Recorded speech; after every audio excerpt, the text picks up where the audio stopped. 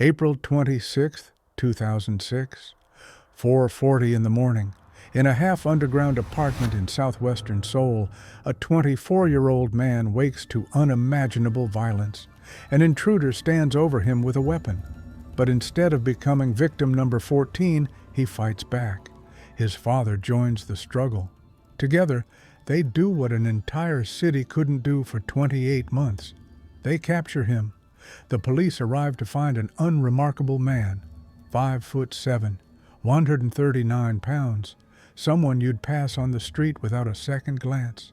But this man is responsible for 13 murders and 20 savage attacks. For 2 years and 4 months, he turned southwestern Seoul into a hunting ground. He chose his victims with cold calculation. He evolved his methods to maximize suffering.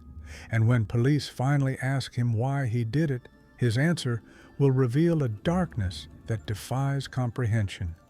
This is not just the story of a serial killer. It's the story of how a victim becomes a monster, how a society's failures create its worst nightmares, and how 13 innocent people paid the ultimate price. His name was Jeong Nam-gyu. To understand the monster, we must first understand the victim he once was. April 17, 1969. Jeong Nam-gyu is born in Changsu County, North Jeolla Province, in rural South Korea. He's the eldest of 7 children in a poor farming family. His father is violent and abusive. Beatings are routine. Humiliation is constant. For young Jeong, home is not a sanctuary, but a battlefield. The trauma that will define everything happens when Jeong is just 10 years old. An adult man from a neighboring house lures the boy to a nearby mountain. There, he ties Jeong's hands with shoelaces and brutally sexually assaults him. The boy returns home broken, but there's no therapy, no intervention, no support. The trauma is buried alive. Criminal psychologists will later identify this as the critical turning point, the moment a victim begins transforming into a perpetrator. His teenage years become a continuation of the nightmare. At school, relentless bullying. In high school, older students physically and sexually abuse him. Even when he rents a room, his housemate assaults him. The violence never stops. It just wears different faces. At 15, his family moves to Incheon, hoping for a fresh start. He transfers to Yongjin Commercial High School. After graduation, he tries to find work, but can't function in normal society. Years of trauma have shattered his ability to connect with other human beings. At 20, Jeong commits aggravated robbery, his first serious violent crime. The court sentences him to 2.5 years, suspended for 4 years. He's sent to complete mandatory military service instead. The army becomes yet another circle of hell. Senior soldiers subject him to savage hazing. Sexual abuse continues. By now the pattern is clear. Jeong exists in a world where the strong prey on the weak, and he is always the prey. But something is changing inside him. After his discharge, he begins accumulating criminal convictions. 1995, illegal trespassing. In prison, other inmates rape and beat him. 1996, robbery and attempted rape, 2.5 years. 1999, theft and rape, 2 years. 2002, car theft, 10 months. In prison, the abuse continues. But now he's learning, adapting. The prey is studying to become a predator. Jeong Nam-gyu walks out of prison for the last time after serving a sentence for raping a minor. He's 34 years old. Behind him lie decades of victimization. Inside him burns something new, a hunger that therapy might have addressed, that society might have prevented, but that now has grown beyond control. There's one man who suspects what's coming. Criminal profiler Kwon Il-yong has been tracking Jeong since his first violent crime in 1989.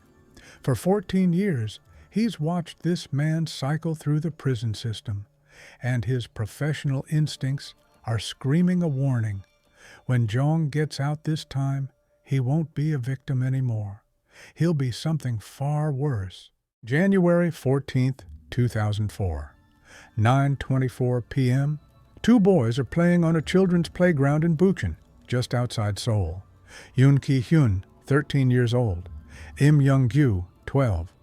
It's a cold winter evening, but they're kids. The cold doesn't matter when you're having fun. A man approaches them. He has a knife. What happens next on Yeongdok Mountain, 3 kilometers from their homes, will haunt investigators for 2 years. Jeong sexually assaults both boys.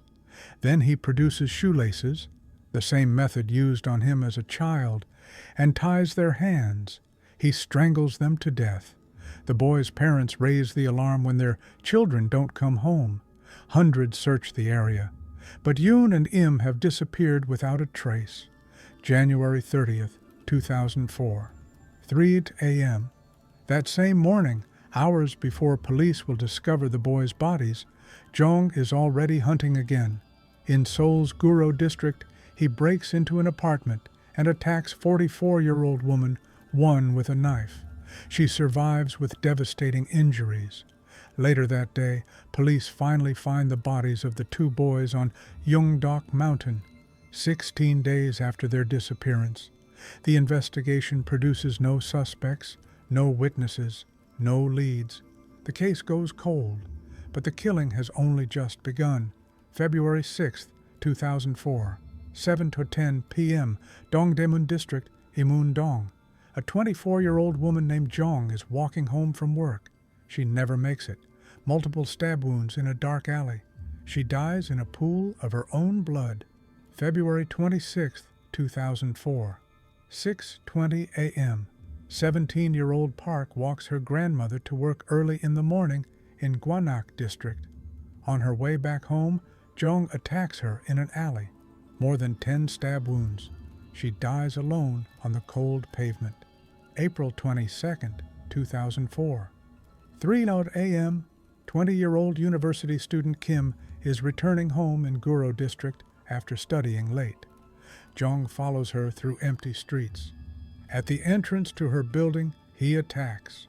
Another young woman murdered. May 5, 2004. 2:30 a.m., 22-year-old Choi, walking home from her job in Dongdaemun District. Jeong stalks her.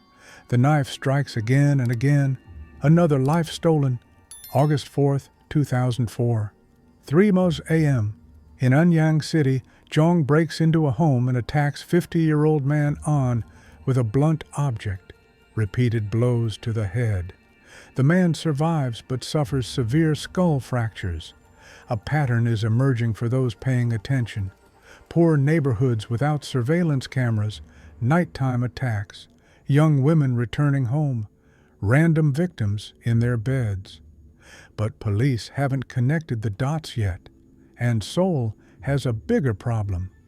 There are two monsters hunting in their city. From September 2003 to July 2004, South Korea is terrorized by Yoo Young-chul, the Hammer Killer. He murders 20 people, wealthy citizens and sex workers, driven by class hatred. When police arrest him in July 2004, the nation breathes a collective sigh of relief. The nightmare is over, or so they think. But the murders in southwestern Seoul continue. The bodies keep piling up. It becomes horrifyingly clear there's a second serial killer, and he's been operating in Yoo Young-chul's shadow. Jeong Nam-gyu is methodical in his hunting. During his later interrogation, he'll explain his strategy with chilling clarity. In wealthy areas like Gangnam, there are too many surveillance cameras, so I chose places without cameras. He targets the poorest neighborhoods of southwestern Seoul: Singil, Guro, Gwanak, Yeongdongpo, Bongcheon, Gumcheon, places where lighting is poor, security is weak, and door locks are cheap, places where people can't afford to protect themselves.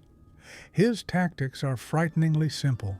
He doesn't break down doors or smash windows. He just walks through neighborhoods late at night and checks doors, looking for residents who forgot to lock up. In poor areas, with cheap locks and exhausted workers, he finds plenty of opportunities. But in spring 2005, his method evolves. He starts adding arson to his murders. The new pattern: break in, attack, kill or maim, then burn the evidence. April 6, 2005, 1:30 a.m., Anyang City. Jeong breaks into a home and attacks 71-year-old woman Kang and 13-year-old girl Han with a blunt object. Multiple savage blows. Then he sets the house on fire. Both victims suffer severe injuries and burns. April 18, 2005, Gumcheon District. A sleeping mother and son attacked in their beds with a blunt object. Repeated blows to their heads. Both suffered traumatic brain injuries. May 30, 2005, Gunpo City. 41-year-old Kim is delivering milk in the early morning hours, trying to support her family. Jeong encounters her while searching for a home to invade. Impulsively, he attacks and kills her on the street. October 19, 2005, 5 a.m., Gwanak District, Bongcheon. In a residential home, two sisters and their brother are sleeping. Jeong enters 26-year-old Byun's room. First, he sexually assaults her. Then, he strangles her to death. He moves to the brother's room. The 23-year-old man is attacked with a blunt object, suffering critical head injuries. Then comes Jeong's signature. He sets the house on fire. But this time, he adds a horrifying detail. He takes chopsticks and wedges them into the door gap from outside, trapping the occupants inside the burning building. The younger sister escapes with severe burns. A strange pattern emerges that residents notice with growing dread. Many murders happen on Thursdays, often when it rains. An urban legend takes hold: the curse of rainy Thursday. People stay inside after dark. Mothers forbid their daughters from coming home late. The media calls it Seoul's version of Memories of Murder, referencing Korea's most infamous unsolved case. But this killer is very real, and he's not done. January 14, 2006. Exactly 2 years since he murdered the two boys in Bushin. Jeong breaks into a semi-basement apartment in Dobong District. A 7-year-old girl named Kim is sleeping. He begins sexually assaulting the child. Her father wakes to the sounds and rushes in. Jeong flees into the night. The little girl survives, traumatized. 4 days later, Jeong commits what will be remembered as his most brutal crime. January 18, 2006. Around midnight, Gangbuk District, Suyudong, the home of 48-year-old Mr. Sun and his children. Everyone is asleep after an ordinary evening. The door is unlocked. Jeong enters silently. First, he goes to 17-year-old son Jin-hee's room. He beats her with a blunt object, then strangles her to death in her bed. Next is 21-year-old Min Young, the same brutal method. Last is 12-year-old Seok-gu. 3 siblings murdered in their own home while their father sleeps just rooms away. Then, Jeong sets the house ablaze. Flames consume the rooms where the 3 young bodies lie. Mr. Sun wakes to an inferno. He suffers third-degree burns over 76% of his body trying to reach his children. He becomes permanently disabled. But it's too late for his children. Police are working around the clock. The case files are stacking up. Public panic is at its peak. Residents of southwestern Seoul are living in terror. But the killer leaves almost no physical evidence. No DNA, no fingerprints, no witnesses. The investigation seems hopeless. Then, just over 3 months later, luck intervenes. April 26, 2006, 4:40 a.m., Jeong breaks into another semi-basement apartment in Incheon's Bupyeong district. He searches the rooms, looking for money. All he finds is a gift certificate worth 10,000 won, about $8.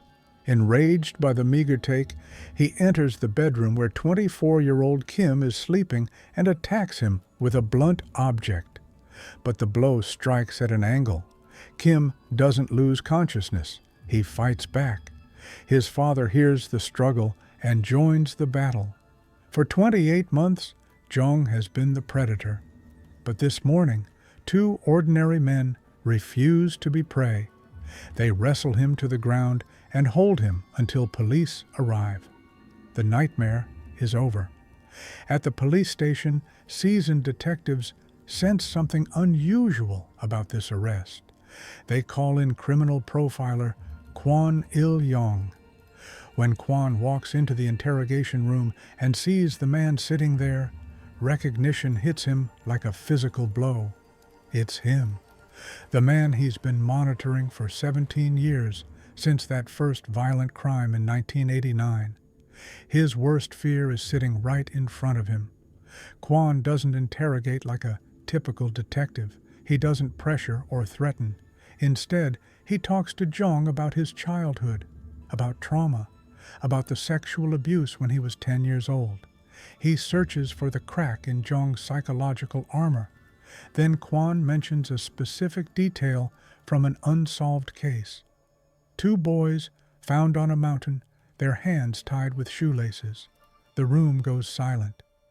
"The same way they tied your hands when you were a boy," Kwon says quietly. Jeong's face changes. The mask slips. "That was you, wasn't it?" Kwon asks. A long pause. Then Jeong nods. The dam breaks. For hours, Jeong confesses to crime after crime. Detectives struggle to keep up with their notes. The full scope of the horror unfolds minute by minute. Murder after murder, attack after attack.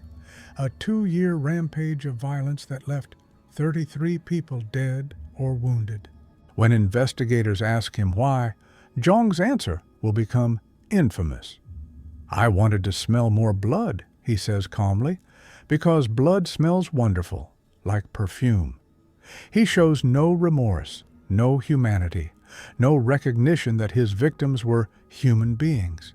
Instead, he expresses regret about only one thing. "I wish I hadn't been caught before I could kill 100 people, he says. Then he pauses and corrects himself. "Actually, I wanted to kill 1,000 people. That was my real goal." May 5th, 2006. Jeong drops a bombshell that will reopen a closed case. "I killed those 2 boys in Bucheon in January 2004, he announces. The case that had haunted investigators for over 2 years suddenly has its answer. Then comes an even more shocking revelation. "The murder in Imundong," Jeong says. "That wasn't you, Young-chul. That was me." Police are stunned. The February 6, 2004 murder of a 24-year-old woman in Imundong had been attributed to Yu Young-chul. Yu had even confessed to it during his trial. But now Jeong provides details about the crime scene that only the real killer could know. "I watched Yu do the crime scene reenactment on TV," Jeong explains with unsettling casualness. "I kept thinking, that's my kill. Why is he taking credit for it?" A new crime scene verification is conducted. Jeong's account matches perfectly. He is the real killer. The police face harsh criticism for accepting a false confession.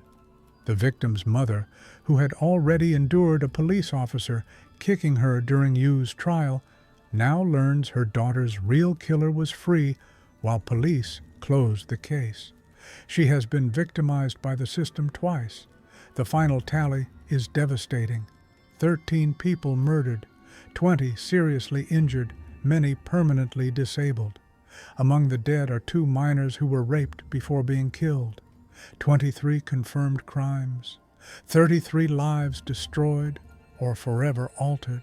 Profiler Kwon Il-yong, who had tracked Jeong for 17 years, finally has confirmation of what he always feared.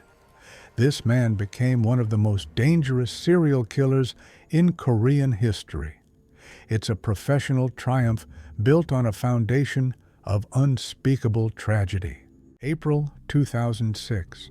Police transport Jeong to crime scene reenactments. His face is covered with a blue mask, his hands bound. As officers lead him through Seoul's streets, crowds gather. Families of victims wait for him. One woman, overcome with grief and rage, hurls a flower pot at him. Jeong's response? He kicks in her direction. Officers have to restrain him. In the police vehicle afterward, journalists capture something chilling. Jeong is smiling and quietly laughing to himself. The footage causes a public outcry.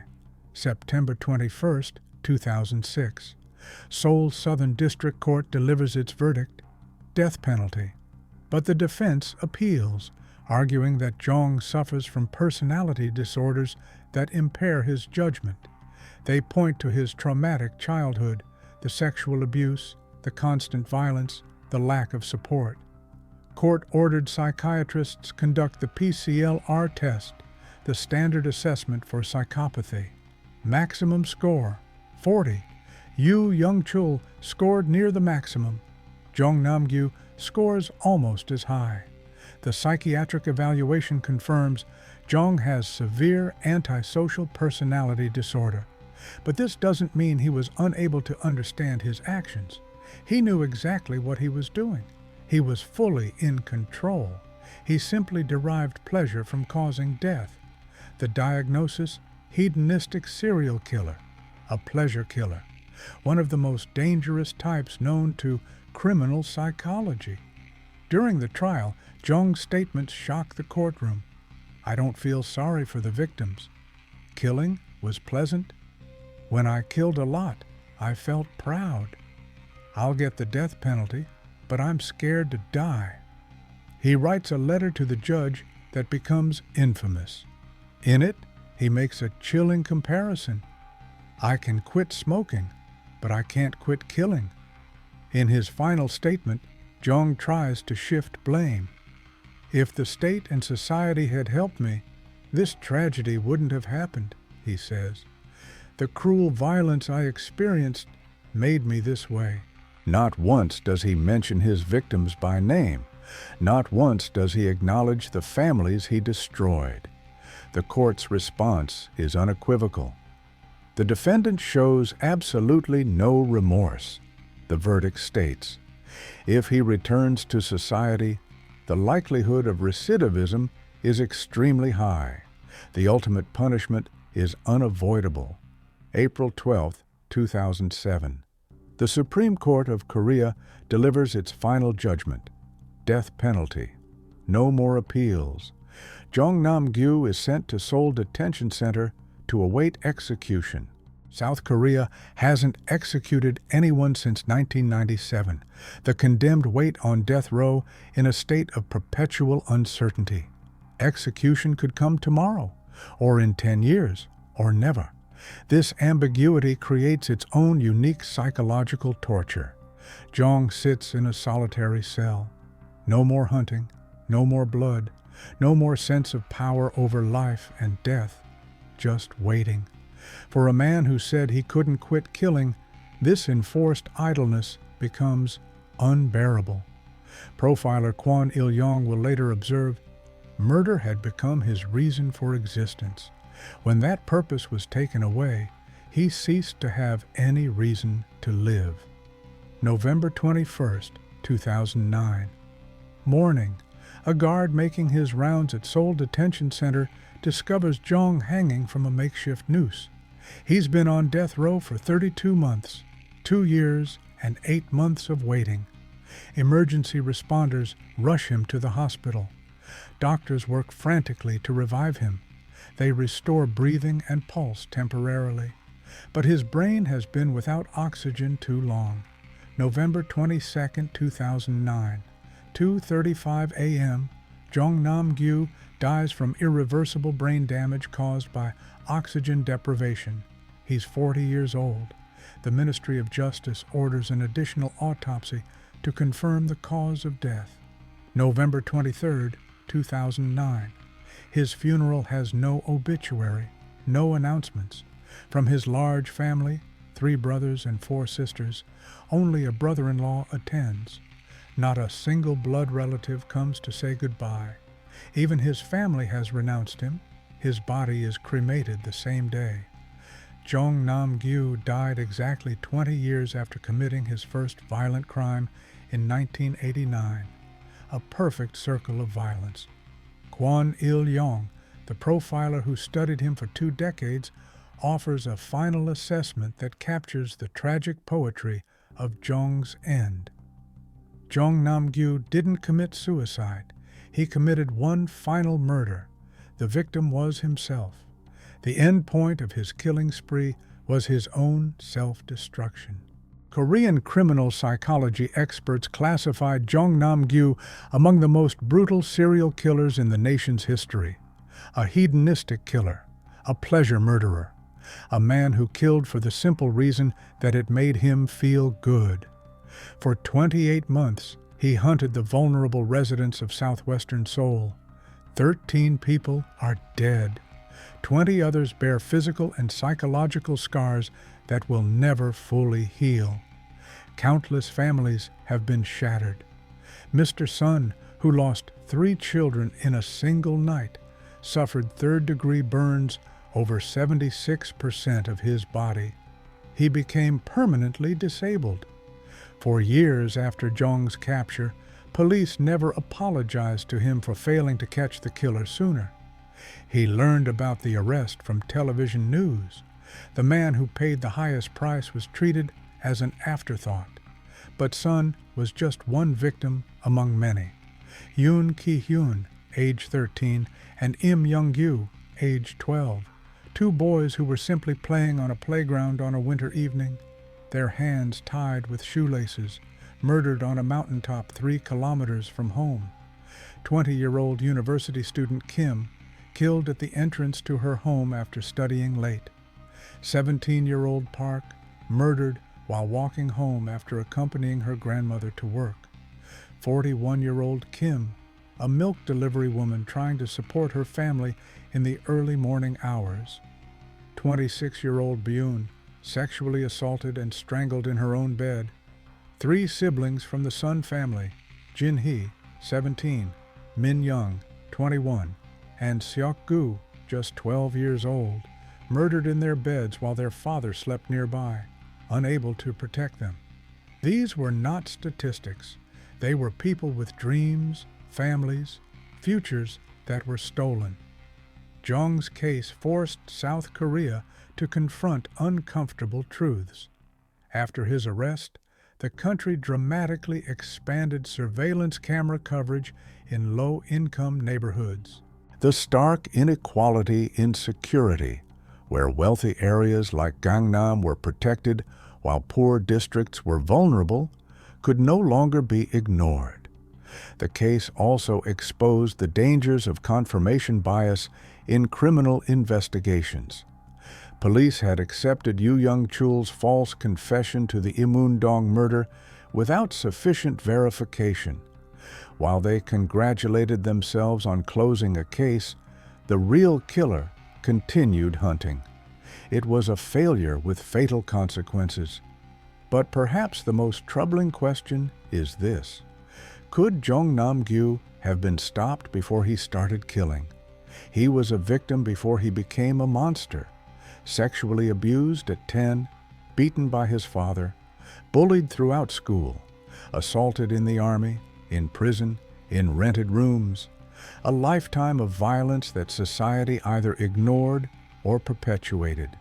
There was no therapy, no intervention, no support system to help a traumatized child. Just a cycle of abuse that transformed a victim into one of the most dangerous predators in Korean history. Jeong blamed society in his final statement.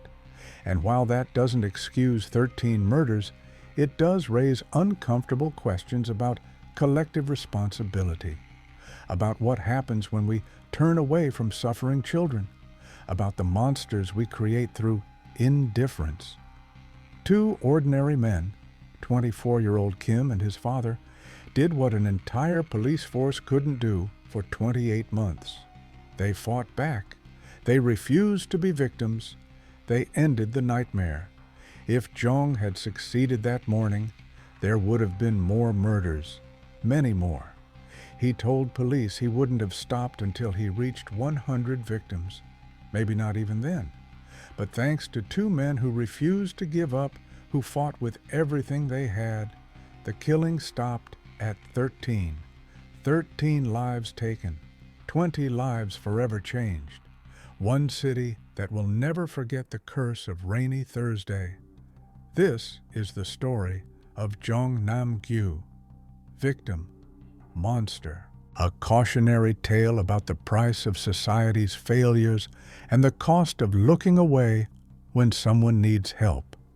May his victims rest in peace, and may we learn from their deaths.